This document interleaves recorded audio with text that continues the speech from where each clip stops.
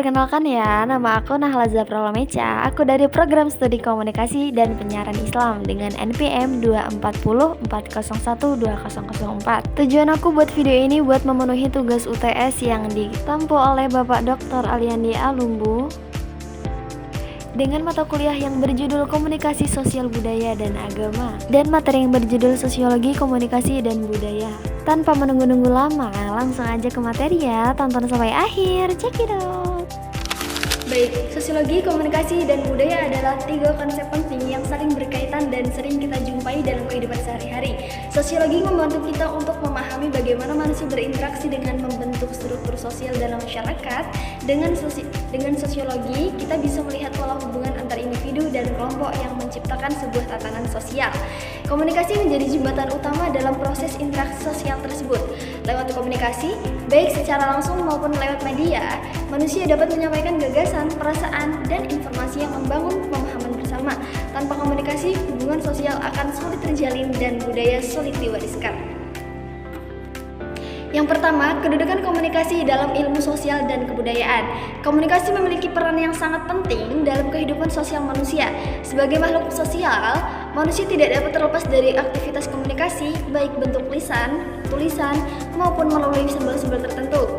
Dalam konteks ilmu sosial dan kebudayaan, komunikasi tidak hanya dipandang sebagai proses penyampaian pesan semata, tetapi juga sebagai alat utama dalam membangun, mempertahankan, dan mengembangkan struktur sosial serta nilai-nilai budaya dalam suatu masyarakat. Yang kedua, bentuk-bentuk komunikasi verbal dalam budaya. Komunikasi verbal merupakan salah satu bentuk komunikasi yang paling fundamental dalam interaksi manusia. Komunikasi ini melibatkan pengguna kata-kata, baik dalam bentuk lisan maupun tulisan, untuk menyampaikan informasi, gagasan, emosi, dan nilai-nilai budaya. Dalam konteks kebudayaan, komunikasi verbal tidak hanya dipahami sebagai alat untuk berkomunikasi secara teknis, tetapi juga sebagai wahana penyampaian identitas budaya, struktur sosial, dan nilai-nilai yang dianut oleh suatu kelompok masyarakat. Yang pertama, bahasa sebagai wadah budaya. Bahasa adalah elemen utama dalam komunikasi verbal dan merupakan refleksi langsung dari budaya. Secara bahasa membawa serta cara pandang masyarakat penuturnya terhadap dunia, hubungan sosial, serta struktur yang dipikir. Misalnya, dalam budaya Indonesia, bahasa tidak hanya digunakan untuk menyampaikan informasi, tetapi juga syarat akan nuansa kesatuan dan hierarki sosial. Pilihan kata, bentuk sopan, hingga struktur kalimat sering kali dipengaruhi oleh faktor usia, status sosial, dan hubungan kekerabatan antara pembicara dan lawan bicara. Poin kedua, komunikasi verbal lisan dan tertulis. Secara umum, komunikasi verbal dapat dibagi menjadi 2 bentuk, yakni komunikasi lisan dan komunikasi tertulis. Komunikasi lisan merupakan bentuk komunikasi yang terjadi secara langsung melalui ucapan, seperti dalam percakapan sehari-hari, diskusi, ceramah, atau pidato. Sedangkan komunikasi tertulis mencakup media seperti surat, artikel, buku, dokumen resmi, hingga pesan digital. Poin ketiga, nuansa budaya dalam gaya berkomunikasi. Setiap budaya memiliki cara tersendiri dalam menggunakan bahasa dalam konteks sosial. Beberapa budaya cenderung berorientasi pada komunikasi eksplisit atau high content verbal communication di mana pesan disampaikan secara langsung, jelas, dan logis. Budaya-budaya barat seperti Jerman, Belanda, dan Amerika Serikat sering dikaitkan dengan komunikasi seperti itu. Poin ketiga adalah nuansa budaya dalam gaya berkomunikasi. Setiap budaya itu memiliki cara tersendiri dalam menggunakan bahasa dalam konteks sosial. Beberapa budaya cenderung berorientasi pada komunikasi yang eksplisit atau high content verbal communication, di mana pesan disampaikan secara langsung, jelas, dan logis. Poin keempat adalah fungsi sosial komunikasi verbal dalam budaya. Komunikasi verbal tidak hanya berfungsi sebagai sarana pertukaran informasi, tetapi juga memainkan peran penting dalam membentuk dan mempertahankan struktur sosial. Melalui komunikasi verbal, norma-norma budaya disosialisasikan, nilai-nilai moral ditanamkan, dan peran sosial didefinisikan. Dalam proses sosialisasi, misalnya orang tua itu menggunakan bahasa untuk mendidik anak-anak tentang apa yang dianggapnya benar dan salah dalam masyarakat. Poin kelima adalah tantangan dalam komunikasi verbal antar budaya. Dalam era globalisasi, interaksi antar budaya menjadi semakin intens. Perbedaan dalam cara berkomunikasi verbal itu antar budaya yang sangat berbeda dapat menjadi sumber tantangan yang signifikan. Ketidakmampuan dalam memahami ekspresi verbal khas budaya lain dapat menimbulkan interpretasi yang keliru, stereotip, bahkan konflik interpersonal. Materi selanjutnya adalah bentuk-bentuk komunikasi nonverbal dalam budaya. Komunikasi nonverbal merupakan bagian penting dari proses komunikasi manusia yang terjadi tanpa menggunakan kata-kata, baik lisan maupun tulisan.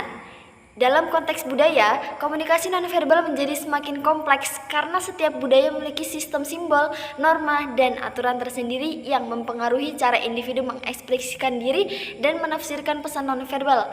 Oleh karena itu, memahami komunikasi nonverbal dalam budaya bukan hanya sekedar menggali bentuk-bentuknya, tetapi juga menggali makna dan konteks budaya yang melatarinya, yaitu bentuk-bentuk komunikasi nonverbal dalam budaya meliputi berbagai aspek antara lain. Yang pertama adalah ekspresi wajah. Wajah manusia dapat mengekspresikan sebagai emosi universal seperti senang, sedih, marah, takut, dan terkejut.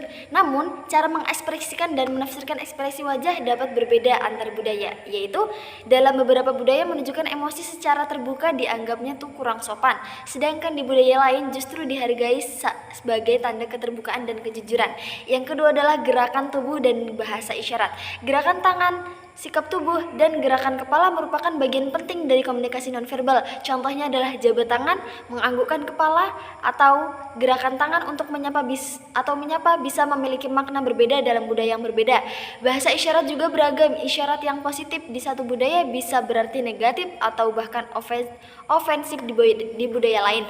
Yang ketiga adalah kontak mata. Dalam komunikasi antar budaya, kontak mata memiliki makna yang sangat bervariasi. Di beberapa budaya, kontak mata itu dianggap sebagai tanda kejujuran dan perhatian.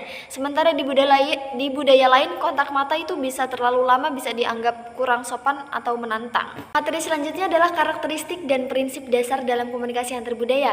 Komunikasi antar budaya adalah proses interaksi antara individu atau kelompok yang berasal dari latar belakang budaya yang berbeda.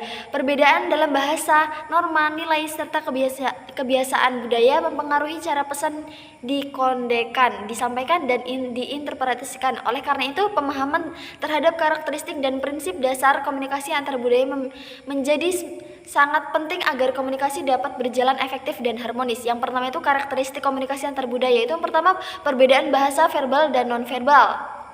Yang pertama adalah karakteristik komunikasi antar budaya. A. Perbedaan bahasa verbal dan nonverbal. Komunikasi tidak hanya terdiri dari kata-kata, tetapi juga bahasa, tubuh, ekspresi wajah, gestur, dan intonasi berbeda dari makna unsur verbal dan nonverbal antar budaya yang dapat menimbulkan kesalahpahaman. Contohnya kontak mata yang dianggap sopan dalam budaya barat bisa dianggap menantang dan dalam budaya asing itu.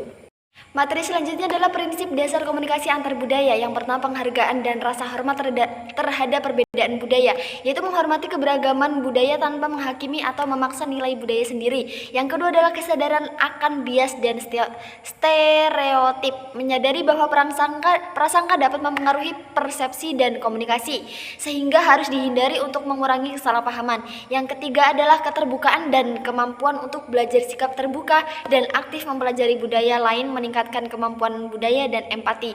Yang keempat adalah empati dan sensitivitas budaya, yaitu mengembangkan kemampuan melihat dunia dari perspektif budaya lain, berpindah dari entonenstream ke entrolenvisme, sehingga dapat menghargai dan menerima perbedaan budaya. Yang E adalah kemampuan adaptasi dan fleksibel menggunakan gaya komunikasi untuk melawan budaya lawan bicara, baik verbal maupun non-verbal. Yang terakhir adalah komunikasi aktif dan menggunakan seksama, menghindari asumsi, memberi ruang untuk klarifikasi, dan memastikan pesan dipahami dengan benar melalui feedback. Mungkin cukup itu.